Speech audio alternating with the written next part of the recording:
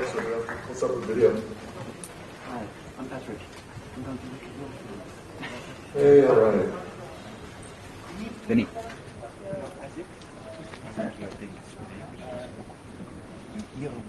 All right, let's see if this works. Okay, what's up, everybody? All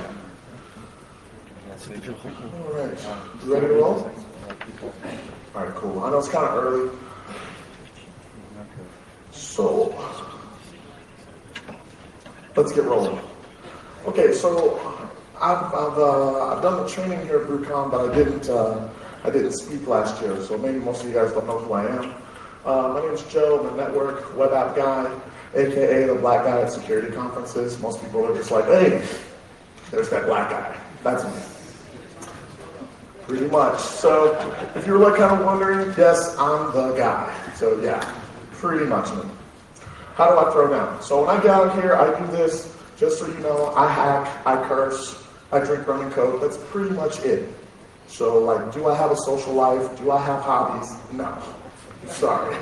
I hack, I curse, I drink rum and coke. So if you're going to get offended by me saying the word fuck, sucks to be you, I'm going to be cursing. Cool? All right, let's do this.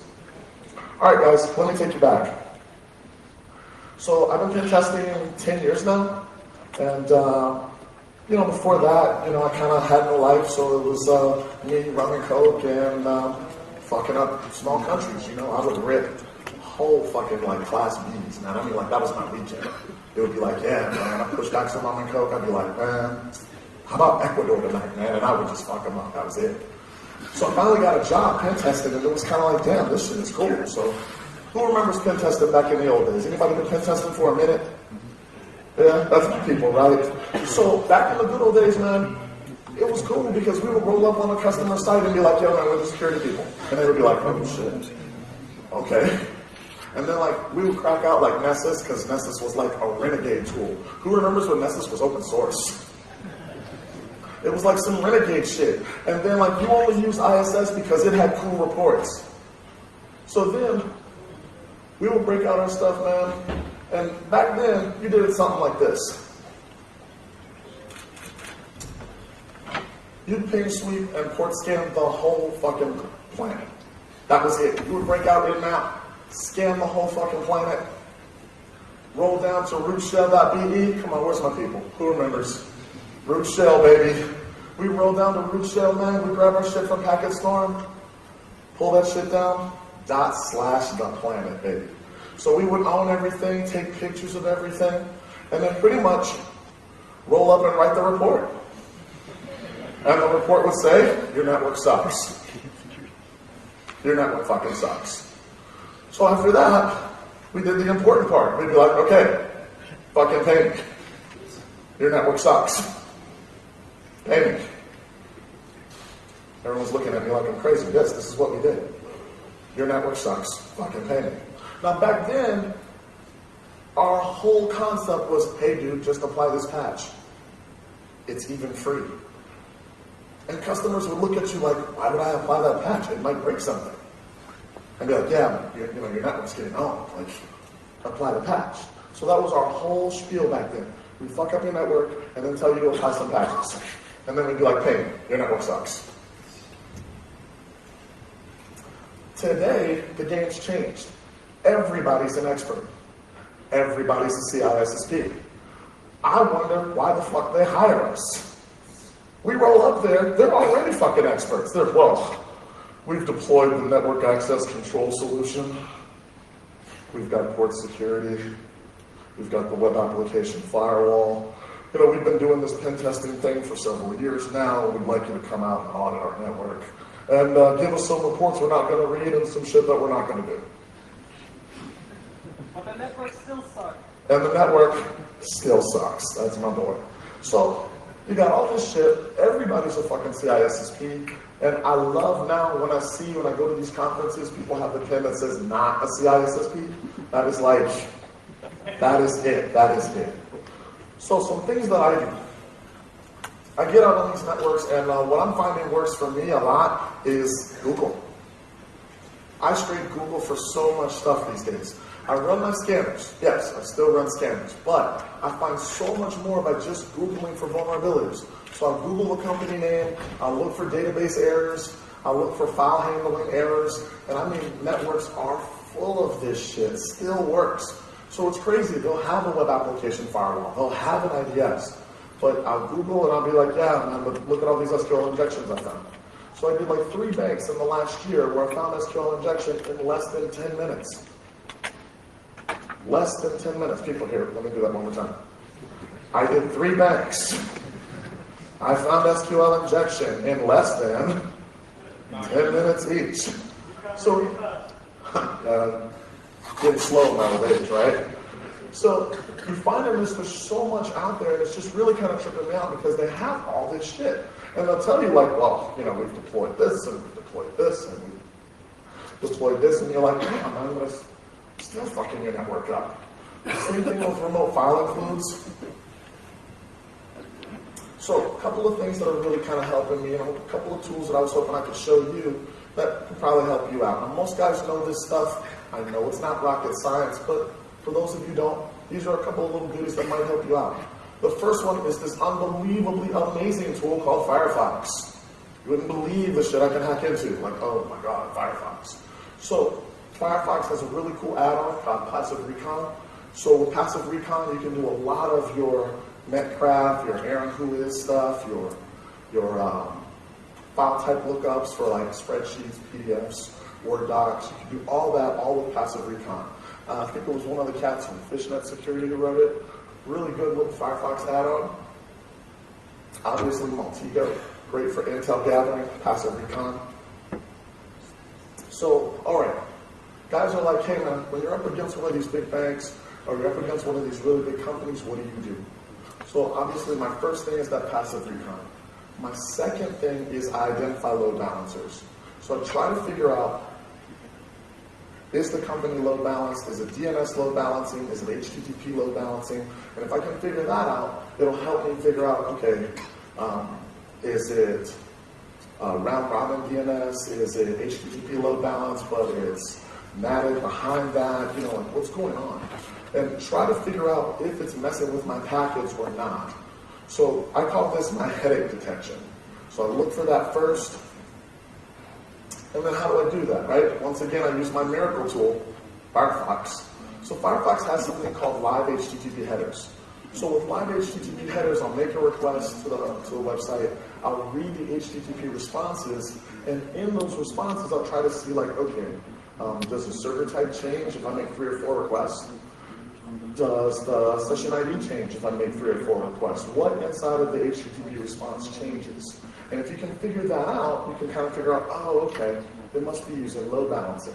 The same technique works for identifying web application firewalls. Obviously, you can use the dig command if they're doing DNS load balancing. Ones that a lot of people don't realize works really well, Netcraft. Netcraft would be great at showing you, oh, there's an F5 big IP. And if you do a little bit more fingerprinting, you can also figure out if the F5 has the ASM loaded, the application security component loaded as well. So you can figure out if they have the load balancer. You can also figure out if they have the web application firewall components loaded into it as well. Python lovers up in the house, that's me. There's a tool I like called Halberd. Halberd's a Python-based tool that does pretty much the same thing. It sends multiple requests to the site over and over and over, fingerprints the HTTP responses that are coming back so that you can figure out, oh, okay, must be load balanced.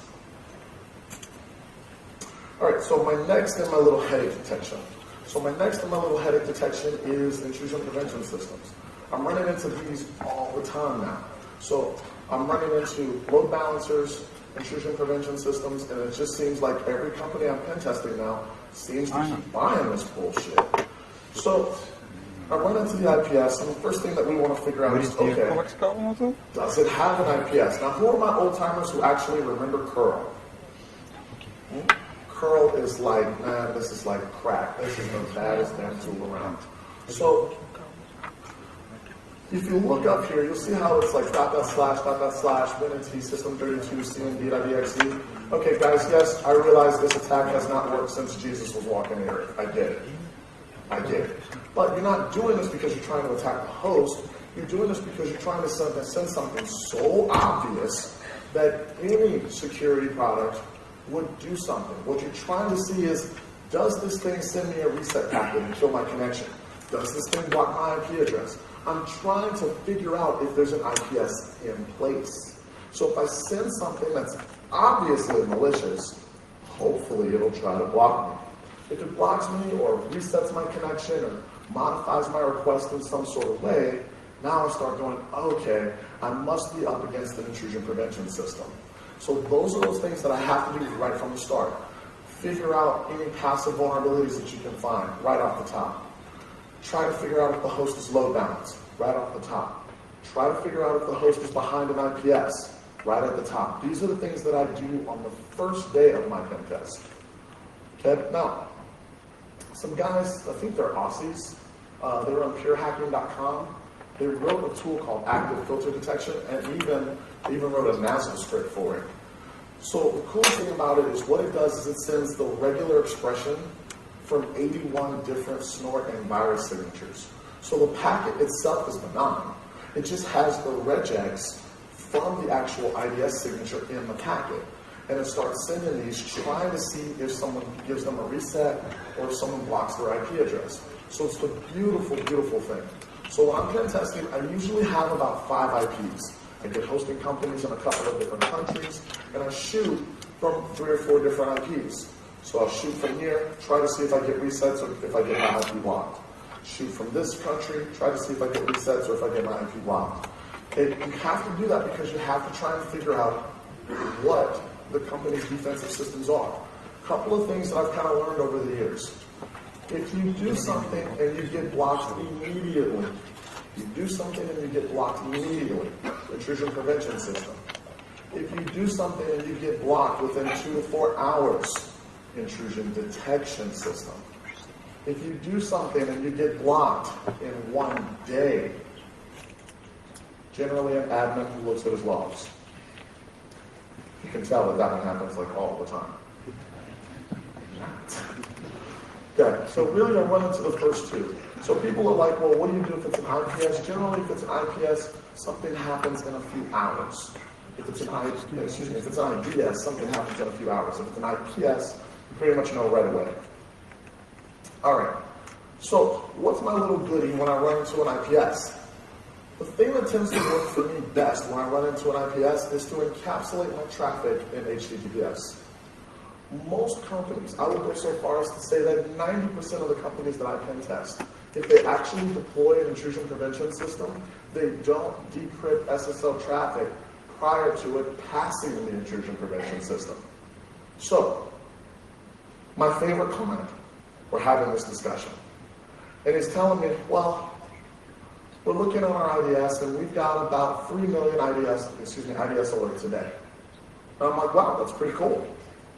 He says, yeah, we're doing pretty good at getting the alerts down to a minimum and tracking down the attacks. I'm like, wow, that's great. But I said, it looks to me like about 70% of the traffic going to your website is encrypted, though. He's like, yeah, well, out of that 30% that we can see, we're still catching all these attacks.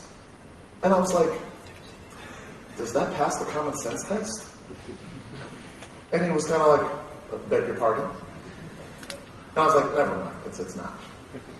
It's not important. Only 70% of your fucking traffic is owning you. It's not. Don't worry about that. Okay, so how do I do that? What I use, you can use STOM, but I just run a quick little XINZ script, and what it does is it opens up port 8888 on my local machine, and then any traffic that goes into port 8888 on my local machine gets piped into a shell script. All right, so who wants to see my shell scripting kung fu? Come on, I know you want to look. I know you want to look. All right, one line ninja shit, baby. So, bin bash, pipe to open SSL. Look, ninja shit, huh? Ninja scripting. This is the corniest thing, but it's just amazing me. It's so easy, right? So you pipe it into OpenSSL, and now all the traffic that you send to localhost gets piped inside of HTTPS and goes straight to the target. It works beautifully. So now you can still do all those attacks, you can run active filter detection and figure out if the client, if their IPS is decrypting the HTTPS traffic. And like I said, the overwhelming majority of the time the answer is no. All right, obviously we have attacking through Tor as well. So attacking through Tor is cool. One of the things that, oh gosh, Val was talking about was something called a published service inside of Tor. So essentially what you could do is you could have your reverse shell kick back to a .onion address. So essentially you own a box in the network and you load this Tor client, and this Tor client needs to be able to connect to the Tor network. So, you know, obviously there's an egress issue. They need to be able to connect to the Tor network, and once they can connect to the Tor network, this .onion address that is your box inside of Tor can only be resolved by Tor hosts. So you're just connecting to some random IP address out on the internet, but once your client, your Trojan, gets into the Tor network, it can resolve these .onion addresses where your host is at. So I'm thinking that's kind of some cool shit. I only have one client who actually allowed me to try it. And then like, it was only one of those like, okay, Joe, what we're gonna do is we're gonna set up these 2 demo machines. You're gonna load the client. So I really didn't get to use it in a pen test, like officially use it. It was more like proof of concept demo. But that's the kind of thing that I'm thinking we'll be doing more of in the future. As long as you can get clients to say that they're willing to try it. All right, are we forgetting something? What about web application firewalls? All right, well, I had the unfortunate torture of my life of doing, oh God, I think I must have done like 10 or 12 PCI pen tests a month for the last 2 years.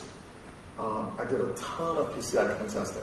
And one of the miracle things that the PCI Council came up with in their infinite wisdom was if you have a vulnerability like cross-site scripting, SQL injection, or any other web vulnerability, you must institute secure coding practices. Smart, huh? Or you can deploy a web application firewall. So literally, it's an authorized mitigation. Hey, dude, I have SQL injection. I don't need to fix it. I can buy a WAF. I have cross-site scripting. I don't need to fix it. There you go. Okay, let's try this one more time. I have cross-site scripting. I don't need to fix it. Exactly. So you run into this and you're like, oh my God, you've got to be kidding me. So the same things that we did when we were detecting load balancing, we can do that to detect web application firewalls. We'll make requests to the web server. We'll look at the HTTP responses and the server header to see what happens. You make a request, a valid request, see what happens. You send a malicious request, and you see what happens. So you send your valid request for index.php. You send your invalid request with a script alert, and you'll see that you'll get a different error page. Or you might get the same page, but if you read the actual HTTP response code, you'll see that it's changed somehow. So, identifying web application firewalls is kind of like finding the red light district at North Station. It was like really, really easy. Like, you like get off the train and you're like, oh wow, look at all the lights. Finding a web application firewall is pretty much the same way. If you have anything in your packet that remotely resembles a tick, double quotes, less than sign, greater than sign, exclamation point, this thing coughs up and goes, dude, I'm a web application firewall. So some things that I ran into, here we break out curl again. So I curl, and now I just ask for cmd.exe. Mod security, if you ask for if you send a malicious request, instead of giving you a 404 or something like that, it generally gives you an error code 501, method not implemented. So let's say you ask for cmd.exe, nc.exe, or any malicious request, he immediately goes, hey dude, method 501, that's not implemented. Well, now what you can do is you can start enumerating the web application firewall rule sets. Okay, because the first thing that you're going to find with most web application firewalls is even if you're detected, they're not going to block your IP address. So you can do this all damn day. Next one I ran into, one that was called Actronics. I thought this was really interesting because if you send a malicious request, so like here you see it, I'm sending for @27, which is a tick. Look at the response code, 999. No hacking. I was like, whoa, better not try to hack this box. All right, well, here's some other ones. This is what you should see. You know, you do your %27, you enter your single tick. You should see this bad boy go, dude, whatever you're asking for, I ain't got it. Some other stuff. Okay, how does your web application firewall handle encodings? So start checking out, how does it handle UTF-7, UTF-8, UTF-16, base64, hex? How does it handle all these things? Does it handle octal? What does it do when you send it these things? One of the things that I found with some devices was I would get a 200 OK for the page I was trying to request, but if there was malicious content in it, you see how I get a 200 condition intercepted. So it was one of those things I kind of ran into. I was like, oh, that's kind of different. So as soon as you start seeing these things, you can start saying, okay, here's what the web application firewall does to me when I send a malicious request. So enter WAF. Now there's a guy who's here, his name is Sandro Gaggi. Dude is a freaking ninja with some Python. So if you ever get to hang with Sandro or talk to him, he was here teaching the voice over IP pen testing. Dude is badass. Him and Wendell came up with this tool called WAF. So I contributed a couple of signatures to the project. I'm a big believer in it. Definitely go out, check out Enable Security, and see what Sandro's doing with voice over IP and with the WAF stuff. And then we're looking for people to help dev this tool. It's a real simple Python code, and I just really like where it's going. So he's got WAF. He's also got a new tool in development called WAF Fun, where essentially the goal is to brute force web application firewall rule sets. And I really like that as well. That's the kind of tool that, guys, if you have a WAF and you want to tell me what your website is, you don't mind me like giving it the beat down once in a while, please holler on it, brother. You know what I mean? So definitely run WAF. It'll come back, it'll tell you what you're up against. Another one that I really like is Gary O'Leary Steele's tool called Unicode Fun. So what you can do is you can just take any attack string, you know, script alert or your SQL injection string, and then it'll automatically put it in Unicode. So that's where I get a lot of my attack strings. I'll just say, okay, or1 and select user tick or1 equals 1, and then have it put it in Unicode for you, and then try. You will be surprised at just how many web application firewalls this lets you walk right past. You will be surprised at just how many IPSs this lets you walk right past. And it's just flat out freaking scary. All right, so attacking websites through Tor. Everybody knows that you could just like crack open Tor, hit the Tor button in Firefox, go do your thing, right? All right, one that I ran into on a pen test recently, and I hope no one here actually works for .NET Defender. Does anybody? Okay, cool. So I ran into this on a pen test, and I thought it was the funniest thing, because like you do your attack, and this bad boy is like, .NET Defender has blocked your request. You're kind of like, okay, all right, cool. Yeah. Danger, Will Robinson, danger. So then this thing blew me away because like straight SQL injection, look at this guys, no encoding at all. .NET Defender was like, yeah dude, let it go. Looks good to me. So then I was like, okay, let me try a couple of other statements, right? So here you can see, this is the funniest shit. I'm asking for the database user. It tells me, hey, this is a $10 billion bank, by the way. Just in case you were curious. So $10 billion bank with all these security things, web application firewall and an IPS. Let's go through that one more time. Web application firewall and tipping point. So straight SQL injection, website's running as DBO. Now, when I tried to say select at version, .NET Defender blocks me. So when I put at version in Unicode with that Gary O'Leary skill tool, that's what you're looking at right there, this bad boy coughs up the version. Too easy. So then, If I ask for the admin passwords, no encoding, no encryption, nothing, .NET Defender's like, yeah, dude, sure, take it. Sure. So it just blew me away. I'm standing there looking at this, and then I went back after the pen test, and I'm showing the people the report, and I'm like, yeah, I got the admin credentials off the public website, and got to look at a bunch of stuff, and your web application firewall sucks. And they were kind of like, okay, thank you. Okay, and then I said, bang. All right, guys, so getting into the LAN from the web. All right, one of the things that I'm finding for me still works. It doesn't work quite as well, but SQL injection from the web to get into the LAN still works. Thank you, Jesus. Hallelujah. So it still works. SQL Ninja, still use it quite a bit because I run into so much ASP when I'm pen testing. A lot of ASP, a lot of ASP.NET. Finding SQL injection and being able to upload a Trojan or an interpreter or something like that still works quite a bit for me. Not as much as it did a few years ago, obviously, but still works quite a bit. Okay? SQL Map, that dude who, I forgot his name, like Bernardo or something. That dude who's been working on SQL Map, fucking ninja shit.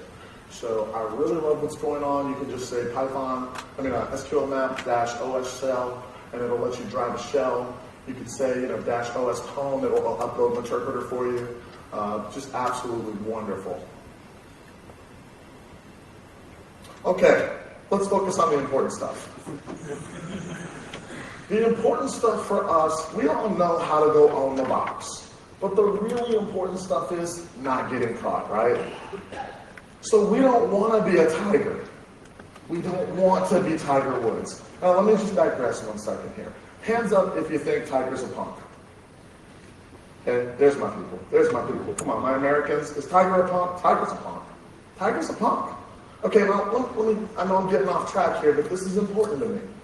Okay, if you're a billionaire, and you're the #1 golfer in the world, and you just happen to like sleeping with porn stars,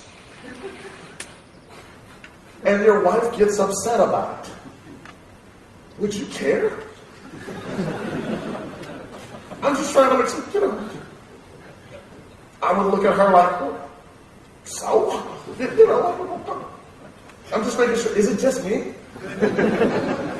So? What do you mean you're upset? I'm fucking Tiger Woods, The fuck? Sit down, girl. I mean, I don't get it. I'm sorry, I don't get it. So, the other part that I don't get, if you're a billionaire, you have lawyers, right? Wouldn't your lawyers be informing your hoochies that, well, people have died in car accidents with bullets in their head. I'm just saying, if you got that kind of money, wouldn't you? Okay, let's get back to hacking. Sorry. All right, so first thing that I run into is filter evasion. So a lot of people, they find that they have vulnerabilities in their apps, so they'll put up some filters, and bypassing most filters is generally a joke. So client-side filtering. Someone will try to stop SQL injection or cross-site scripting with JavaScript. Okay, now let's go through this one more time. You're going to try and stop a server-side vulnerability with a client-side defensive mechanism. So here's what I do with the dev teams. I walk over to the dev, and I'm like, okay, Mr. Developer, JavaScript and VBScript run where? And he kind of goes, on the computer. I'm like, yeah. SQL injection happens over here on the server, right? He says, yeah. So, okay, well, let's make sure I got this straight. You're going to put all the defensive mechanisms on the attacker's computer. He's like, yeah. He said, but doesn't the attacker have control of what happens on his computer? He's like, yeah. And I'm like, okay, let's go through this. Do we ever trust the user? Ever? No. Okay, let's try it one more time. The defensive mechanisms are on the computer. And I just kind of go through this and go through this and go through this, and then finally the dev has one of these aha moments, like, maybe I should do server-side filtering. And you're like, yeah, maybe you should. Okay, next one is restricted blacklist. One of the things I'm starting to run into is people who do alphanumeric filtering only. So you do alphanumeric filtering only, and because he's doing alphanumeric filtering, he's like, well, you can't have a 1 equals 1. But can I still try like a 1 like 1? I mean, 1 is like 1, isn't it? So as you start to look at this kind of stuff, you're like, wow, I don't need an equal sign. All right, so signature-based IDS. So everyone's got this as your mouse pad, right? Oh, don't lie to me. Don't lie to me. So you've got your hexadecimal ASCII chart as your mouse pad, right? I know you do. I know you do. So this is your mouse pad. And now we're going to go look at ourselves some IDS signatures. So my favorite one is when you see an IDS like this one, right? So it's like, okay, alert TCP, any inbound IP, any inbound port, going to my web servers, on my web server ports, and what I'm looking for is tick or 1 equals 1. And we can bypass this signature by saying tick or 2 equals 2. See, I told you this bypassing IDS stuff was so damn hard. So you look at this and you're like, are you kidding me? And then you can try other stuff like, well, hey dude, is 1 less than 2? I'm thinking it is. So bypassing signature-based IDS, and a lot of people really kind of just scare me because signature-based IDS, you're like, are you serious? I mean, really, this shit is like, I got one. And all the rest of the shit just, Okay, now I'm saying this because I was an IDS analyst for 2 years of my life. I did have this pain of looking at all these IDS alerts every damn day and going, damn. Is it just me, or do we catch people after they're already owned? Like, it's like, hey, look at all these packets. Wow, that box over there is owned.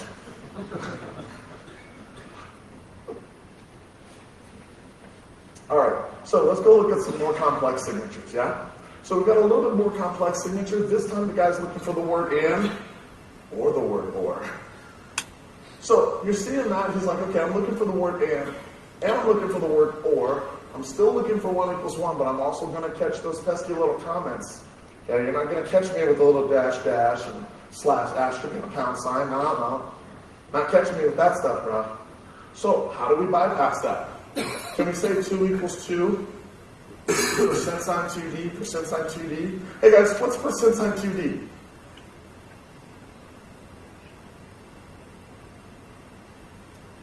Percent sign 2D in hex. Dash. So essentially what you're doing is you just say, okay, why don't I just put whatever I'm asking for in a different encoding type?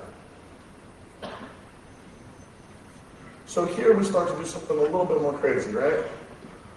Here you see that I just put the entire select statement. Look here, bypass techniques. I put the entire select statement in hex. Be surprised just how often this stuff works. Put your entire attack in a completely different encoding method. Or, if you really want to mess some people up, try like part of it in hex, part of it in base 64, part of it in UTF-16. Flies right by most IDSs, flies right by most web application firewalls. And the really, really cool part is, if you're using open source tools like SQL Map, SQL Ninja, any of these Perl, Python, Ruby-based SQL injection or cross-site scripting attack tools, you can just go right into the source code of the tool and change them. So as soon as you figure out what encoding method bypasses the security implementation, you just go right into your tool and change your tool. And that's it. Now I can run my tools against the websites that I want. Okay? All right. One of the other things that I don't think a lot of people realize is if somebody wanted to write signatures for all these different encoding methods, just look at what writing a select statement in hex would be like, because you have to make sure that you check for uppercase S and lowercase s, uppercase E and lowercase e. And this is just in hex. Okay, we're not even talking about trying all the other encoding types. All right, anybody using PHP IDS? Okay, anybody know what I'm talking about? Okay, PHP IDS, check out phpids.org. It is the shit. PHP IDS is fucking awesome. So one of the things that's really cool about PHP IDS is they have something called a smoke test. So essentially what's happening with the smoke test is you can go up in here and you can throw in your cross-site scripting or your SQL injection. I call it the practice you're coming through space. Right? So you go up here, you put in whatever payload, whatever web-based attack payload that you want, and then you just say, okay, I want it to be URL encoded, I want them to allow safe HTML, or whatever you want. And then what it'll do is it'll come back and it'll show you what rules your attack triggered. So you just keep changing the game up, changing your encoding type, making the actual injection payload smaller. You keep changing it because like here you see in my first attack, what's my number over here? My first attack, the score is a 29. Excuse me. Yep. First attack, the score is a 30. I modify the attack, now the score is a 22. And then what you do is you just keep changing it and keep changing it until eventually this bad boy says what? It's good. It's so good. So as soon as it tells you, hey, this payload is now bypassing, all of our filters, I now go and put that in my tools. Yeah? Now this is just like VirusTotal, guys. So, if you're using virustotal.com, that gets submitted to the different vendors. Now, I don't know that this gets submitted to all the other web application firewall vendors, but it at least gets added to PHP IDS and Mod Security's rule set because now Mod Security and Breach have partnered with PHP IDS. So, eventually, the things you do, they get detected. So you try it on Wednesday, by Friday they've usually written a rule for it. But to go against most of the other web application firewalls, all those other types of products, they tend to work great. All right, so signature-based IDS is a joke. Comment injection, uppercase, lowercase, all these types of things still work. Okay, encoding works.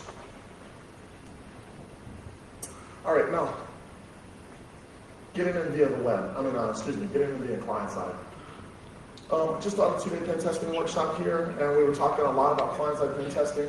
And one of the things I run into is I run into clients who really don't want me to do this. They're like, wow, Joe, we really don't want you to do social engineering. We really don't want user interaction exploits. So I have some spreadsheets that show tracking of vulnerabilities over the years. And you can start to see that as soon as you want vulnerabilities that are in the 2007, 2008, 2009, 2010 space, you'll see that all of those vulnerabilities are client-side. The overwhelming majority of those vulnerabilities are client-side. There are things in Internet Explorer, there are ActiveX controls, there are Adobe PDF, WinZip, Winamp, QuickTime. They're all client-side vulnerabilities. So you're trying to explain to the user, this is the hacker threat. We as pen testers need to replicate the hacker threat. So we have to do user interaction exploits, we have to do social engineering. So I had one director of information security at a bank go, Joe, I understand how important this client-side stuff is, but I'm not going to pay you to tell me I need user awareness training. And that really kind of kicked me in the fucking balls. Because I was like, damn. Because for the first couple of years of the client-side pen testing that I was doing, all I was telling the client was, well, your users are stupid. Tell them not to click on it next damn time.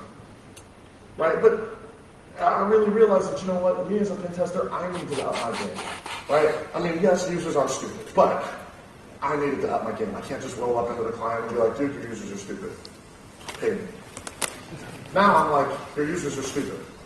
And you don't have host-based IPS. And you don't have an outbound content filtering proxy.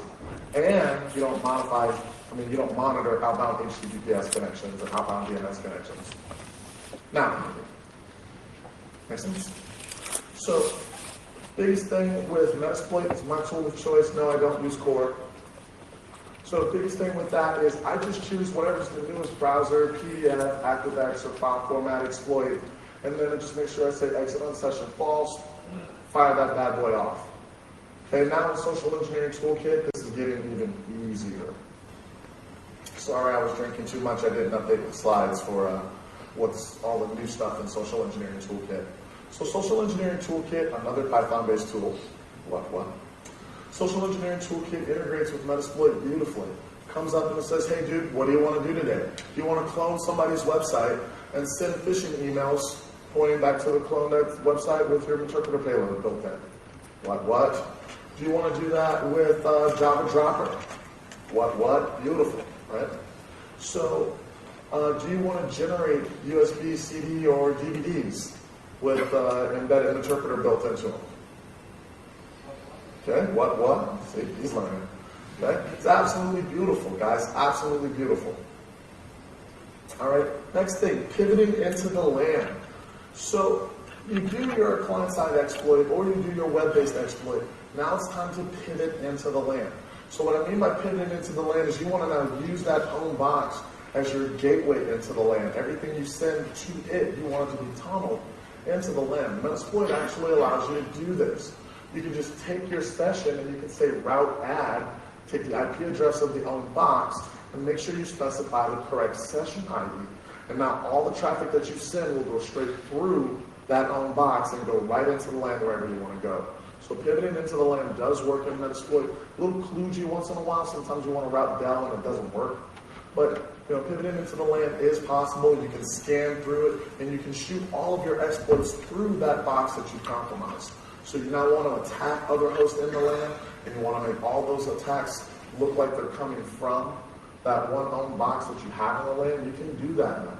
So I see this and I notice a lot of guys use Metasploit, but I look at it and I'm like, well, if you're on, it seems like they use Metasploit internally. I don't really see a lot of guys externally do their client-side attack, pivot into the LAN, and then use Metasploit as their gateway to go jump in and attack all the other boxes. It's really not that hard. It's just a couple of lines, guys. All right, common LAN stuff that I run into. So I have the horrible misfortune of having to deploy Mac solutions. Ugh. So one of the things that I've been running into is you get into the LAN now and people have all this cool stuff. So the first thing that's obviously a joke is no DHCP, static IP addresses, right? Everybody knows their kid can bypass this, yeah? Just spoof a Mac, okay, steal an IP address. Other things that I run into is port security and NAC solutions. So we'll skip the first two because I know you guys actually have a pulse, and we'll start talking about the other guys, port security and NAC solutions. Port security, I don't know why people even consider this a security implementation. Choosing what MAC addresses are going to be allowed on the switch, and you can literally just walk by, grab a box, look at the back of the Dell and read the MAC address and go, okay, I guess that's the MAC I'm going to be using. That's a joke. Okay? I don't even call that a security implementation, right? Anybody can bypass that. NAC solutions. Things that NAC solutions really blow me away. You're looking for all this 802.1x, right? So I'm pen testing this one customer, and they're deploying this massive 802.1x NAC solution. Okay, now I'm not there to deploy the NAC solution, but I'm there pen testing at the separate section of the network. He's telling me, well, I really want to see how you do against, building 5 or whatever building it was, because we've got the NAC solution deployed over there. And I walked into the room, and I was like, okay, where's the printers? So I walked in the room, and I grabbed a printer, I hit the little buttons on it. I'm like, okay, so here's the IP address, here's the MAC. Unplugged the printer, plugged in my laptop, took the IP address, took the MAC. I was like, okay, well, I'm on the network. And I told the CIO, I said, well, your NAC solution sucks. Kind of looked at me, he's like, I just spent like $200K on it. I'm like, well, it sucks.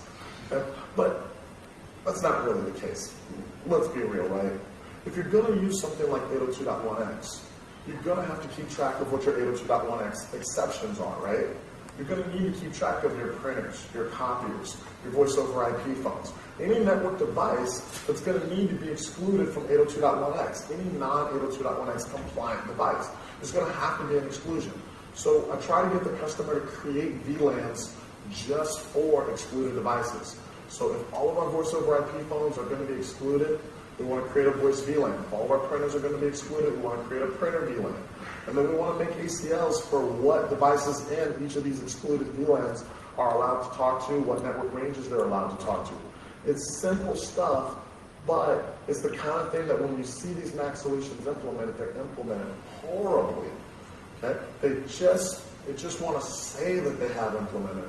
It's the thing that amazes me most is I think people just like saying that they bought cool shit. It's kind of like, oh, well, we've got Cisco Mac. You know, I think it just fucking sounds cool. It's not even a matter of if it actually works. You know? All right, so some things that I thought were really cool. Bypassing the NAC solution. There's a lot of stuff out there on the web that can make your Linux box actually support VLAN tagging and frame tagging. So just download the right code so that your Linux box can support frame tagging. And then one of the things that's really cool is some switches have auto provisioning of voice over IP devices. So if you can emulate a Cisco phone, or if you can emulate an Avaya phone, a lot of cases the switch will actually auto provision you and move you into the voice VLAN. So bypassing NAC solutions, this is great. If I could plug in and I could get myself moved automatically into the voice VLAN. Well, all the devices in the voice VLAN need to be able to talk to the call manager. People generally deploy the call manager in the DMZ with all of the other critical servers. And instead of just making an ACL that says everything in my voice VLAN is only allowed to talk to my call manager, they let everything in the voice VLAN talk to everything in the server network. So generally it gets me right in. So they've got a NAC solution.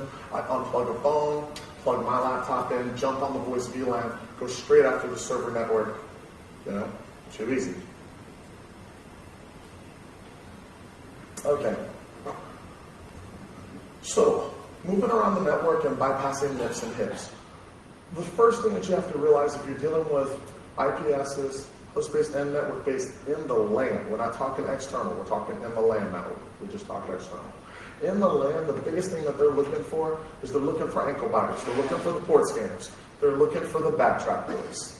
Okay, now if any of you guys are stuck in the backtrack tape, yeah, whatever, dude. So what I'm talking about is the scanner monkeys, people who fire up InMap and scan the whole fucking planet, right? That's what IPSs are made for. So essentially what I do is instead of port scanning the whole network, I use net commands. Net commands work beautifully. Okay, it's the functional equivalent of browser network neighborhood, right? So you plug in, try all of your net commands, figure out where all the machines are, figure out, now bear in mind, yes, I realize this only works for Windows-based machines and machines running Samba, but there's some stuff we can do for the Linux host as well. But figuring out who's in what domains and who's in what groups is usually the biggest component for me. And then mapping the network via net commands really is how I do the bulk of my internal pen testing now. So when I'm in Metasploit, you'll constantly see me flipping back and forth. I use get system, escalate to system, do my thing, disable HIPs or whatever it is I have to do, hit rev to self, bounce back to a regular user, do my net commands, use pass the hash, jump from box to box. Okay, escalate to system, do whatever I have to do, rev to self, back to a regular user, use my net commands, move from box to box. Okay, so it's really the kind of methodology that I'm taking when I'm in the LAN. So we have another couple of things. These are some little one-liners. So if you've got a local admin access on one box, there's a technique called token stealing. So what happens is you can log into a box, and if a domain admin has logged into this box before, and the box hasn't been rebooted, you can steal his token. So what these are like 4 or 5 different little one-liners that you can use to figure out where these domain users are logged into. So what you can do is you can go do your net commands, figure out who these domain users are, and which people are in the admin groups and the help desk groups and the sysadmin groups and all that. And now I can use these commands to go sweep the network and figure out where those logged in users are. So I'm looking for these 5 or 6 usernames. I'll write these little one-liners, or I'll put them in like a little batch file or VBS script, and I'll go find out where those logged in users are. I'll use pass the hash, I'll log into that box, and then I'll escalate privileges and become domain admin. So it doesn't take long, guys. Okay, so this is moving around the network. This is the pass the hash technique I was talking about. You just throw a ps exec shell, and you can take your stolen password hash, and you can just log in with this. Okay, so I ran into McAfee HIPs. So they had EPO, they had HIPs, and this thing was such a pain in the ass. So how many of you guys been on a pen test you try to kill the antivirus and the hips, and it keeps respawning. You guys ever run into that? Okay, so trick that I figured out for that, right? Kill all the services. So like in this case, netstop the McAfee framework service. Now I netstop the hips, netstop intercept agent, netstop fire PM. Trick number one, you need to escalate to system to do this. So you get on the box, even if you're admin, escalate to system first. Kill all the services off. Now you see these processes, PS kill these, UData, TBMon, NC Shield, VS Task Manager, SH Stat, and now kill the fire tray. Getting all of that stuff generally stops it from respawning. If you're still having it to where it keeps respawning, I don't have the line up here, but just holler at me, I'll give you guys the syntax. You actually have to unhook the DLLs out of memory or yank the driver out of memory. But it's not that bad. I mean, I've only had a couple of cases where I've had to go to that extent. And that's just because they have it on like some sort of high enforcing mode where everything's running. Okay, so this is the Metasploit get system trick. So I just say use priv get system, and it has a bunch of tricks, 4 ways that it tries to do get system. So make sure that you escalate to system first. And then after that, my favorite part, I'm in the domain, use incognito, impersonate the domain admin's token, and then I generally just do a quick, Joe Rocks, little net user add / domain, add myself to the domain admins group, go get myself a rum and coke, tell the customer, dude, I'm domain admin. Deuces. Yeah. So it's really not too hard. Defense. All right. I got like some little documents I've been writing. So I've got some little 1- and 2-page docs for each of these attacks. So if you want to know like how they work, they're not quite white paper, but it's like a little description kind of doc where it's the attack and the defense component. So if you're looking for something like that and you want that, holler at me. I'll give you guys my contact info. Here's my contact info. So if you want to holler at me, you want that kind of stuff, like, hey dude, I want this so I can go show my boss our network sucks. Or if you want to do the important thing, want to hire me to come give your network the beatdown, holler at me. I enjoy traveling and fucking up people's networks. So that's it. Does anybody have any questions for me? Cricket. What's up in the back? Yeah, just one thing on the kernel layer drivers that people use. Oh. Can you pass them on? Thank you. Just one thing on the kernel layer drivers and getting those out. How do you deal with a system that, if you stop running that in memory, it blue screens the system? Are there any ways around that you see that you could use to kill off hits, antivirus, and these respawning processes? Okay, so the question is, when you're stopping the processes at blue screens or when you're yanking the DLL from memory at blue screens? When you stop the kernel process running, the whole box comes down, you get a blue screen, and that's it. Okay, so he's saying when you stop the kernel process. Generally, I don't stop the actual kernel process. I kill the processes related to the hits itself. So I don't stop the whole kernel unless I'm misunderstanding what you're saying. Are you just saying removing that DLL from memory causes it to blue screen? Is that what you're saying? Yeah, if the kernel decides that when it can't see its DLL or it can't see its process loaded, it thinks it's being attacked and it takes itself down. Okay. Okay, so, all right. So, with Symantec endpoint protection, I can't speak on McAfee for this, but if I'm not mistaken, it is set. With Symantec endpoint protection, they actually have command line executable that you can use when you have a corrupt install and you're trying to remove it and reinstall it. So I've got a little private script I can share, a little interpreter upload script. It's not public, but fuck it. Find me a run code, I'll give it to you. So essentially what that does is that particular script is from Symantec, that executable is from Symantec, and that actually tries to fix a corrupt install by safely removing it. So what we do is we just write a little interpreter script that uploads that exe and calls that. So what I would say is, in either case, against Symantec or against McAfee, try to find the uninstall guides, and the uninstall guides is actually where I got that syntax to do all of that. So I just found the uninstall guides and how to remove it from the registry, and how to unhook those drivers. So what you're looking for is a troubleshooting guide that shows you how to deal with a corrupt install. That was how I learned it. So that should tell you the order to remove those in so that the machine should not blue screen. Okay. Okay, thank you, Joe. Any other questions? It's time for the break because we're running a little bit late, so let's just hook up with you in the lounge if there are any further questions. All right. So thank you everybody for